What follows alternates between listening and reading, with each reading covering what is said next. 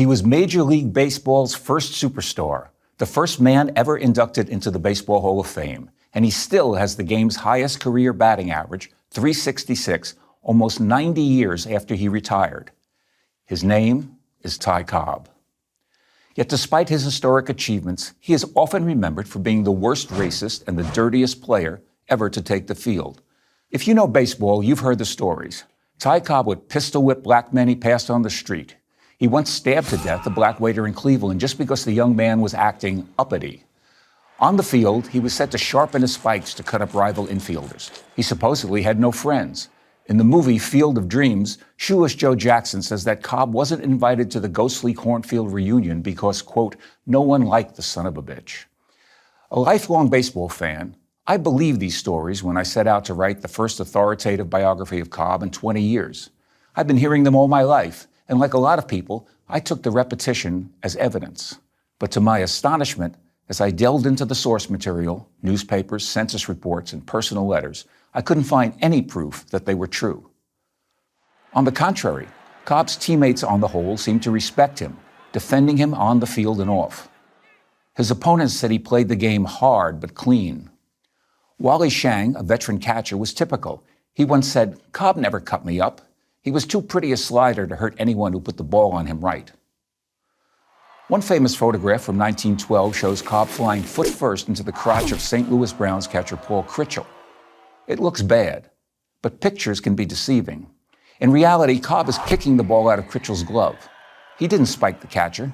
Critchell later said, "In a way, it was really my fault. I was standing in front of the plate instead of on the side where I could tag Ty as he slid in."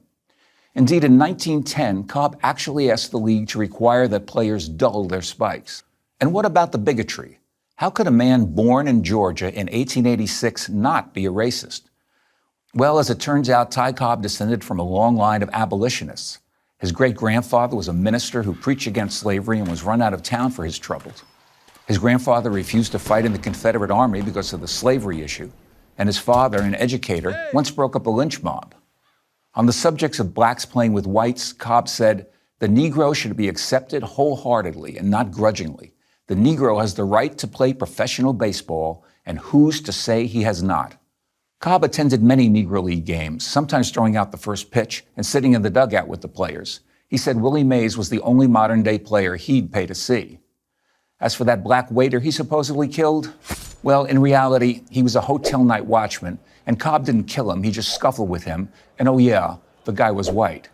Now, Ty Cobb was like the rest of us, a highly imperfect being, too quick to take offense, too intolerant of those who did not strive for excellence with the same almost crazy zeal that he did.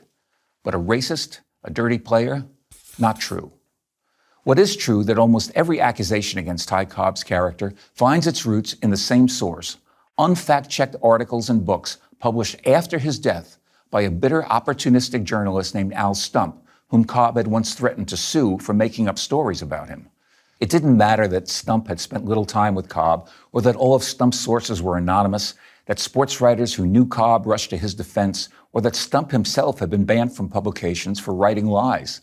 The scandal was titillating, and it stuck. When the legend beats the facts, print the legend. Meanwhile, a good man's reputation lies in ruins. There are lessons to be learned here. First, it's all too easy to believe lies about people, especially successful ones. Lies take achievers down a few notches, and we like to hear that. And second, if a lie is repeated often enough, it becomes accepted as fact. This has consequences, because lies are the source of much of the world's evil, like the evil of destroying a man's legacy. In this case, a legacy that should be celebrated. Ty Cobb was the most exciting baseball player of all time.